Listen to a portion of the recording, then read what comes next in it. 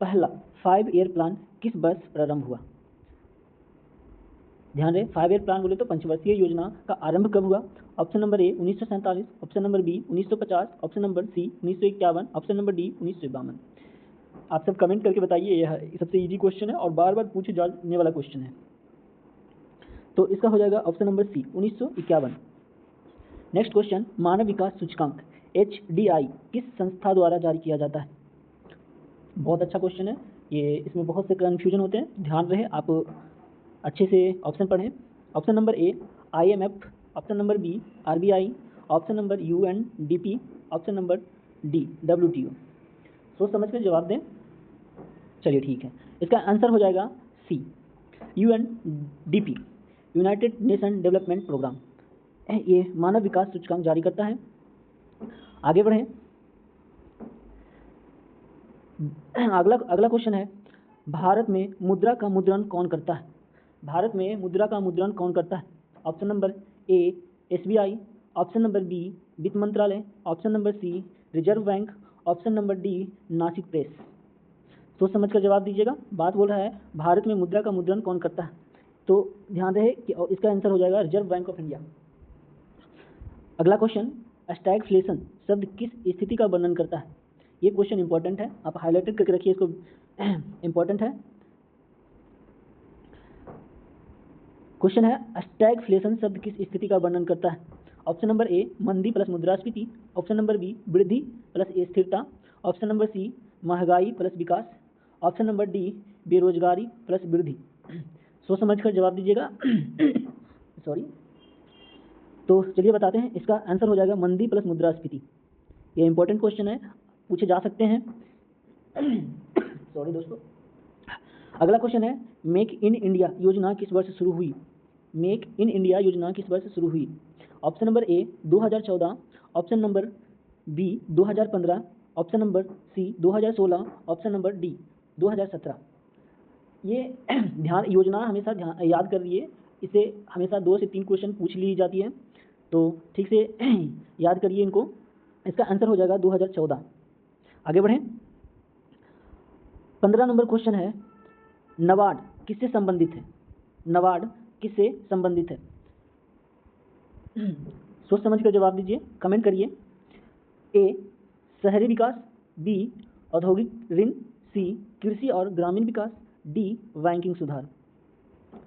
वैसे नाबार्ड कृषि से संबंधित है, तो यहाँ पे लग जाएगा कृषि और ग्रामीण विकास। आगे बढ़ें। भारतीय संविधान को कब अंगीकृत किया गया था?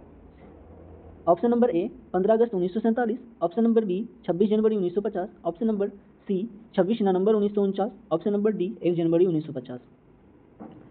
ये एकदम इजी क्वेश्चन है, बराबर पूछे गए हैं, तो इसका आंसर हो जाएगा 26 नवंबर 1949। अंगीकरण का बात किया गया है, लागू का नहीं, ध्यान दें। आगे बढ़ें।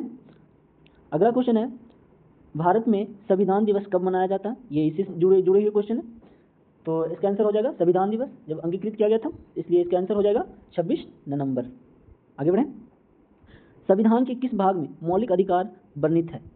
ये बहुत बार क्वेश्चन पूछा गया है, और वैसे भी मौलिक अधिकार हम सब का भी है, तो आप मौलिक अधिकार जानिए। ऑप्शन नंबर ए भाग 1, ऑप्शन नंबर बी भाग 2, ऑप्शन नंबर सी भाग 3, ऑप्शन नंबर डी भाग 4। इसका आंसर हो जाएगा भाग 3। आगे बढ़ें। अभी एक्सप्लेन करने का साधन नहीं है मेरे पास, क्योंकि पेन से लिखा नहीं पा रहा है मोबाइल पर, तो एक्सप्लेन नहीं कर पा रहा हूँ, बस टिक लगा पा रहा हूँ, इसलिए नेक्स्ट प्रयास कर रहा हूँ कि वीडियो को अच्छा से एक्सप्लेन करके बनाऊँ। क्वेश्चन नंबर 19, भारत का राष्ट्रपति किसका प्रमुख होता है? ये क्वेश्चन इंपॉर्टेंट है, तो आप इसको बढ़िया से याद करिएगा। भारत का राष्ट्रपति किसका प्रमुख है? क्योंकि ये क्वेश्चन इंपॉर्टेंट क्यों हो जाता है? ऑप्शन के अनुसार। ऑप्शन ऐसा रहता है कि लगता है ये भी हो सकता है, ये भी हो सकता है ना, तो ध्यान से देखिए, ध्यान से पढ़िए, उसके बाद ऑप्शन लगाइए। हम हर बात पर ये जोर दे रहा हूँ कि आप ऑप्शन बारीकी से देखिए, क्योंकि बहुत से लोग होते हैं कि क्वेश्चन पढ़ते हैं, पहला ऑप्शन पढ़ते हैं, उनको लगता है नहीं यही आंसर होगा, और वो वहीं टिक लगाकर वो गलती कर देते हैं। और हमेशा एग्जाम में एक चीज़ ध्यान रखिए कि आप पहले क्वेश्चन देखिए, ऑप्शन देखिए, उसके बाद पॉइंट लगा कर रखिए, आंसर शीट को मत रंगिए, लास्ट में आप उसको रंगने का प्रयास करिए। चलिए आगे बढ़ें। हाँ, तो क्वेश्चन था भारत का राष्ट्रपति किसका प्रमुख होता है? ऑप्शन नंबर ए विधायिका, ऑप्शन नंबर बी कार्यपालिका, ऑप्शन नंबर सी न्यायपालिका, ऑप्शन नंबर डी निर्वाचन आयोग। सब कमेंट जरूर करिएगा जो जानते हैं। तो इसका आंसर हो जाएगा कार्यपालिका। तो देखिए राष्ट्रपति प्रमुख है, कार्यपालिका शक्ति राष्ट्रपति के पास है, लेकिन वास्तविक कार्यपालिका शक्ति किसके पास है? तो प्रधानमंत्री के पास है। चलिए आगे बढ़ें। तो इसका आंसर हो जाएगा कार्यपालिका। अगला क्वेश्चन है, संविधान की प्रस्तावना में भारत को किस रूप में घोषित किया गया है? ये बहुत इंपॉर्टेंट क्वेश्चन है, ये बार बार पूछा जाता है क्वेश्चन। फिर से क्वेश्चन सुनिए, संविधान की प्रस्तावना में भारत को किस रूप से घोषित किया जाता है? ऑप्शन नंबर ए धर्मनिरपेक्ष, ऑप्शन नंबर बी गणराज्य, ऑप्शन नंबर सी लोकतांत्रिक राज्य, ऑप्शन नंबर डी उपयुक्त सभी। अब तो समझ ही गए होंगे कि इसका आंसर क्या होगा, कमेंट जरूर करिए। इसका आंसर हो जाएगा डी उपयुक्त सभी। आगे बढ़ें। भारत का संविधान किस देश के संविधान से सबसे अधिक प्रभावित है? ध्यान दें, भारत का संविधान किस देश के संविधान से सबसे अधिक प्रभावित है? अब तो ये क्वेश्चन ऐसे याद रखिए कि हमारे देश पर राज कौन किया, तो उसका ही ज़्यादा आएगा, है ना, उस देश से ही ज़्यादा जुड़ा रहेगा, इसलिए ये क्वेश्चन इजी बन जाता है। Option number A America, option number B Britain, option number C Ireland, option number D रूस। इसका आंसर हो जाएगा ब्रिटेन। आगे बढ़ें। अगला क्वेश्चन है, समानता का अधिकार संविधान के किस अनुच्छेद में है? हाँ, ये क्वेश्चन ध्यान से देखिए, समानता का अधिकार संविधान के किस अनुच्छेद में है? ऑप्शन नंबर ए अनुच्छेद 12, ऑप्शन नंबर बी अनुच्छेद 14, ऑप्शन नंबर सी अनुच्छेद 19, ऑप्शन नंबर डी अनुच्छेद 21। सब कमेंट जरूर करिए। इसका आंसर हो जाएगा अनुच्छेद 14।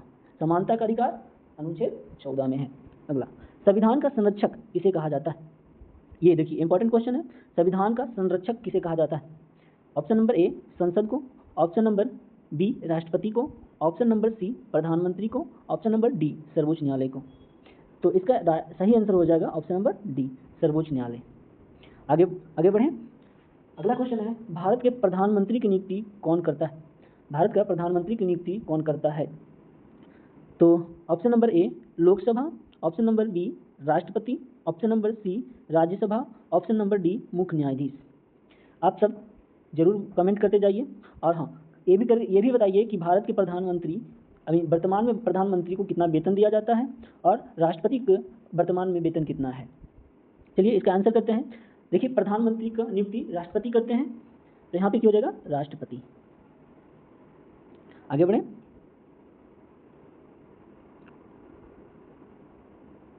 अगला क्वेश्चन है, अनुच्छेद 370 किस राज्य से संबंधित है?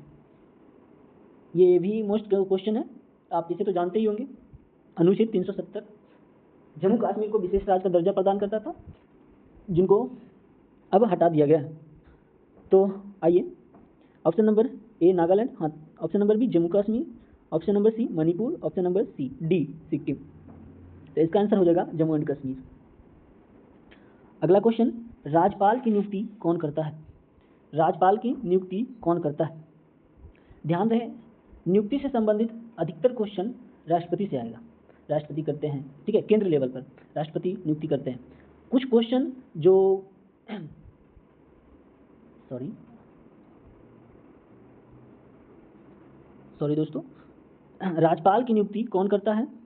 तो ऑप्शन नंबर ए मुख्यमंत्री, ऑप्शन नंबर बी प्रधानमंत्री, ऑप्शन नंबर सी राष्ट्रपति, ऑप्शन नंबर डी लोकसभा। तो इसका सही आंसर हो जाएगा क्या? राष्ट्रपति। और देखिए क्वेश्चन का ऑप्शन पढ़ने के बाद आपको ऐसे भी अनुभव हो जाएगा कि इसका आंसर कौन होगा, इसलिए हर एक क्वेश्चन का ऑप्शन जरूर पढ़िए, कुछ ना कुछ अलग दिखेगा आपको। ओके, आगे बढ़ें। संविधान का भाग 4 किससे संबंधित है?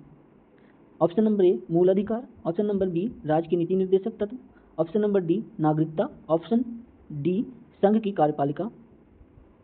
तो इसका आंसर हो जाएगा राज्य के नीति निर्देशक तत्व। अगला क्वेश्चन, किस संविधान संशोधन द्वारा पंचायतों को संवैधानिक दर्जा मिला? ये मोस्ट इंपॉर्टेंट क्वेश्चन है, ये पूछा जाता है क्वेश्चन। किस संविधान संशोधन द्वारा पंचायतों को संवैधानिक दर्जा मिला? ऑप्शन नंबर ए 52वां संविधान संशोधन, ऑप्शन नंबर बी 61वां संविधान संशोधन, ऑप्शन नंबर सी 73वां संविधान संशोधन, ऑप्शन नंबर डी 86वां संविधान संशोधन। तो इसका सही आंसर हो जाएगा 73वां संविधान संशोधन। अगला क्वेश्चन, मौलिक कर्तव्य किस अनुच्छेद में दिए गए हैं? ये इंपॉर्टेंट क्वेश्चन है, ये भी नोट करिएगा या कमेंट में ज़रूर बताइएगा इसका आंसर। मौलिक कर्तव्य किस अनुच्छेद में हैं? Option number A 51, option number B 51 के A, option number C 48, option number D 21। इसका सही आंसर हो जाएगा ऑप्शन नंबर बी, मतलब अनुच्छेद 51 के 1। अगला क्वेश्चन, भारत में कुल कितने उच्च न्यायालय हैं? भारत में कुल कितने उच्च न्यायालय हैं? ये आपके लिए छोड़ता हूँ, कमेंट करके जरूर बताइए। क्या लगता है, बता दें? चलिए ठीक है, बता ही देते हूँ। भारत में कुल कितने उच्च न्यायालय हैं? बोल दें? चलिए ठीक है, कमेंट करिए, जरूर करिए। इसका आंसर हो जाएगा 25 उच्च न्यायालय हैं। ठीक है, धन्यवाद। अगर पसंद आता है तो लाइक सब्सक्राइब जरूर करिए, नहीं तो आप वीडियो देखकर बस पढ़ाई करिए। लाइक सब्सक्राइब तो होते रह जाएगा। ओके, चलिए ठीक है।